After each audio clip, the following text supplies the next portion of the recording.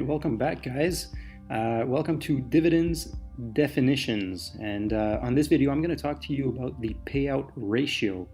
We're going to figure out a little bit about what this is and how we can use this. So the dividend payout ratio is the dividend per share, let's call this DPS, divided by the earnings per share. Again, we'll call this EPS. You'll probably see this a lot in your readings if you do some. So that's pretty much it. Video done. No, I'm kidding, you guys. We'll talk a little bit more about what exactly this is and how we can get to calculating it and using this as a measure. So you remember our company, we talked about this in the last video. If you haven't seen it, you can go check that out. We had a stock ticker. We came up with ME, that was our stock ticker. And we have a share price. Let's keep this at $10 like we established last time, $10 per share. And we also had a dividend. It gave us a 50-cent dividend per share. So it calculated annually. So this is, again, the dividend per share. That's the yield, like we talked about in the last video. So not too fancy there. That was pretty easy. Next, we just have to calculate the earnings per share. And so to do that, we're going to look at how many outstanding common shares there are. Let's say, for example, 10 million. Let's say we have 10 million shares here in this. This company is compounded of 10 million shares. And let's say this company did fairly well last year and made $10 million. So we're going to do a little bit of calculations here in order to get to the earnings per share.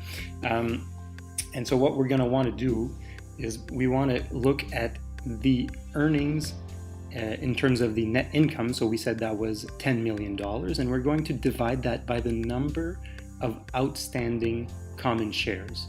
So again, that's different for every single company. You can find this information easily. Either you go on the Yahoo Finance website. There are a lot of other different websites you can use.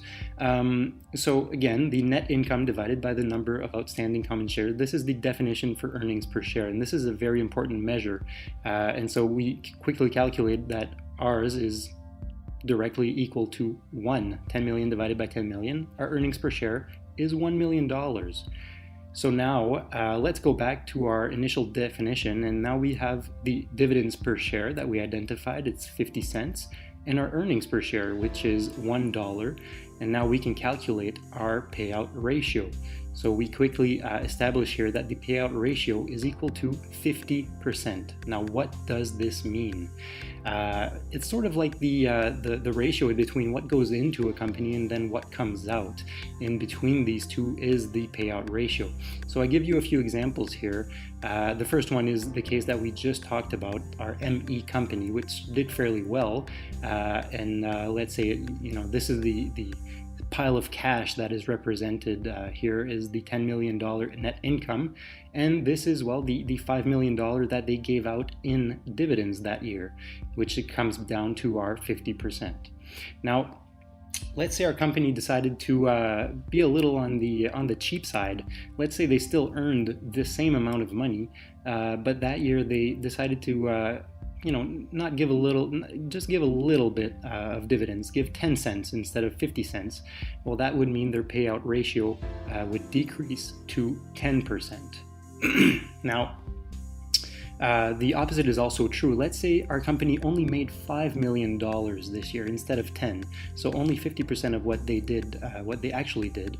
And let's say with that $5 million, they decided to keep the same dividends and give us $5 million. So the company made $5 million, gave us $5 million, and that means they gave us 100% of what they made. Their payout ratio is 100%.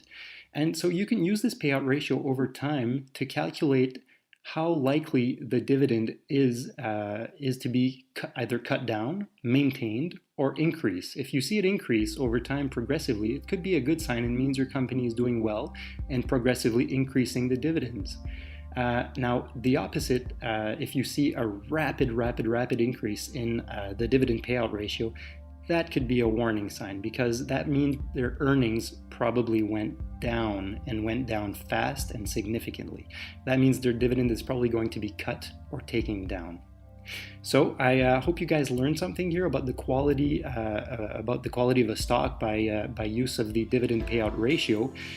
It's a measure. You can use this to calculate the sustainability of your dividend to make sure you keep getting that cash. So guys, I hope you liked this video. If you did, give it a thumbs up. Don't forget to like, and you guys are free to leave me comments if you have any suggestions, things that you like, things that you don't like. I'm very open. I'm going to read every single comment. That's an oath I take. And the other thing is, don't forget to subscribe if you like these videos. There will be a lot more coming up.